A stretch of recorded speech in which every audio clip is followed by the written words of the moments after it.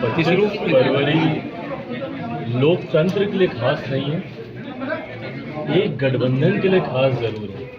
और आश्चर्य होता है कि वो गठबंधन बिहार में सत्ताधारी गठबंधन, महागठबंधन जिस तरीके से रैली का इन लोगों ने आयोजन किया है, भाई पहली बार हम लोग ऐसा देख रहे हैं कि कोई सत्ताधारी ही शक्ति प्रदर्शन करने का प्रयास कर रहा है। और किसको शक्ति दिखा रहे हैं भाई?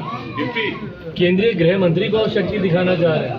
भाई आप लोग की तो सरकार है ना बिहार में, भले जोड़ तोड़ की बनी सरकार हो, भले जनादेश का अपमान करके ये सरकार बनी, जैसे भी बनी, पर सरकार तो महागठबंधन की है। क्योंकि केंद्रीय गृह मंत्री आदरणीय अमित शाह जी बिहार आ रहे हैं और उनके सामने आप दिखाना चाहते हैं कि आपकी कितनी शक्ति है, कितनी ताकत है। भाई उनको दिखाने से क्या होगा, क्या फर्क पड़ता है गृह मंत्री जी को? आपको अगर अपनी शक्ति दिखानी है तो शक्ति को आपको जीतना होगा, लोगों का विश्वास जीतकर। क्या आपको लगता है कि अभ्यर्थियों पर इस तरीके से लाठी चलाकर आप लोगों का विश्वास जीत सकते हैं? क्या आपको लगता है कि छात्रों पे लाठियां चलाकर, किसानों पे लाठियां चलाकर आप उनका विश्वास जीत सकते हैं? बिजली बिल को लेकर हम लोग पिछले 1 महीने से हम लोग आंदोलन खड़ा किया। मुख्यमंत्री जी का अहंकार देखिए, बोलते हैं कि भाई कोई बिल कम नहीं होगा। क्यों भैया? क्यों? जब बाकी के राज्य कम दरों पर बिजली खरीद रहे हैं तो क्यों बिहार राज्य महंगी दरों पर बिजली खरीद रहा है? और ना सिर्फ महंगी खरीद रहा है बल्कि महंगी बिजली बेच भी रहा है।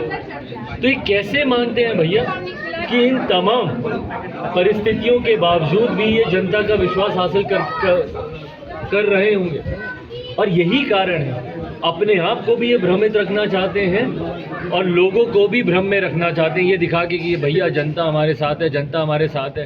भाई 7-8 दलों का गठबंधन है, अगर आप लोगों ने 5, 10, 20 हज़ार आदमी इकट्ठा भी कर लिया तो क्या 13 करोड़ बिहार की जनता आपके साथ है आज की तारीख में? और मुख्यमंत्री जी से पूछिए ना भाई, जिनको पिछली बार चिराग मॉडल ने ही तीसरे नंबर की पार्टी बना दी, जो खुद बिहार में ही तीसरे नंबर की पार्टी है, ये लोग शक्ति दिखाना चाह रहे हैं। तो ये बहरहाल ये सिर्फ ध्यान भटकाने की ज़रूरत है। आज की तारीख में जब बिहार की जनता को आपकी ज़रूरत है तो आप जा रहे हैं रैली करने। आज जब अभ्यर्थियों को आपकी ज़रूरत है कि जो नियुक्तियाँ आपने निकाली हैं उसको आप पूरा करें, तो आप उन पर लाठियाँ चला के जा रहे हैं, आप रैली करने। छात्रों पे लाठियां चला के जा रहे हैं, आप रैली करने। बक्सर में 150 दिन से किसान हड़ताल पे बैठे हुए हैं, उनकी सुध ना लेते हुए आप जा रहे हैं रैली करने। तो भैया अगर आपको रैली का ही इतना शौक है तो बिहार की जनता भी आने वाले दिन में इस बात को याद रखेगी कि उनके दुख की घड़ी में कौन सिर्फ अपनी कुर्सी बचाने में लगा हुआ था और कौन जोर आजमाइश दिखाने में लगा हुआ था। चिराग पासवान अमित शाह की रैली में शामिल है। भाई वो उनकी अपनी रैली है, मेरे अपने कार्यक्रम है, मेरी अपनी पार्टी है। इस बात को मैं स्पष्ट कर दूं, लोक जनशक्ति पार्टी रामविलास वो अपने कार्यक्रम से आ रहे हैं, आदरणीय गृह मंत्री जी, और तो इसीलिए उनका अलग कार्यक्रम है, मेरा अलग कार्यक्रम। कांग्रेस के राष्ट्रीय अध्यक्ष मल्लिकार्जुन खड़गे ने कहा है 2024 के लोकसभा चुनाव के बाद जो सरकार बनेगी केंद्र में उसको बीजेपी एनडीए की सरकार नहीं बनने वाली है, चाहे 100 मोदी क्यों नहीं जाए। भाई जब आप 100 मोदी का जिक्र करते हैं तो आपकी शब्दावली में ऐतराज़ एक व्यक्ति विशेष से दिखता है। आपने महंगाई का जिक्र नहीं किया, आपने बेरोजगारी का जिक्र नहीं किया, या किसी भी और ऐसे ज्वलंत विषय जिससे जनता का सरोकार हो सकता है उसका जिक्र आपने नहीं किया।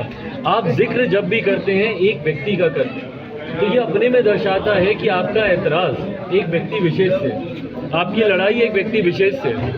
जब भी विपक्ष के किसी भी दल के नेता को आप बोलते हुए सुनेंगे तो सब ये बोलेंगे भाजपा को सत्ता से दूर रखना हमारा लक्ष्य है, नरेंद्र मोदी दोबारा प्रधानमंत्री नहीं बने ये हमारा लक्ष्य है। तो जब आपका लक्ष्य ही एक व्यक्ति से लड़ाई करना है तो आप ज़रूर ऐसे ही बयान देंगे कि भाई 100 मोदी भी आ जाएं। पर क्या ऐसे बयान देने से जनता आपको स्वीकार करेगी?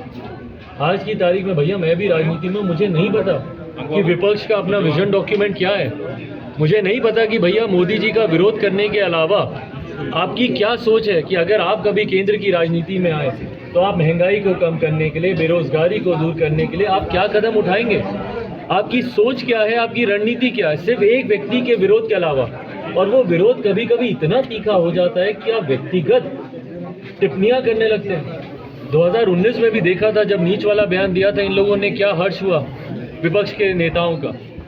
और आज भी जिस तरीके से उनके पार्टी के प्रवक्ता हैं, जिस तरीके से मौजूदा प्रधानमंत्री जी के परिवार के नामों को उछालकर ऊंची टिप्पणी कर रहे हैं, जनता कभी इन बातों को स्वीकार नहीं करती। और आप अपना विकल्प बताइए ना भाई, आप अगर मोदी जी या एनडीए से अगर आप लोग लड़ाई लड़ने की बात करते हैं तो वो विपक्षी एकता दिखती कहाँ है?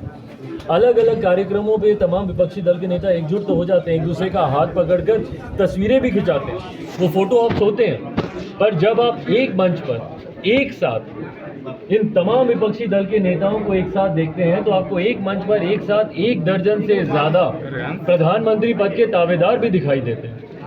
जैसे ही कांग्रेस के राष्ट्रीय अध्यक्ष ने बयान दिया कि कांग्रेस के नेतृत्व में तुरंत बिहार की पार्टी, आप देख लीजिए, जनता दल यूनाइटेड ने तुरंत जवाब दिया, उसका खंडन किया, विभिन्न और दलों ने खंडन किया।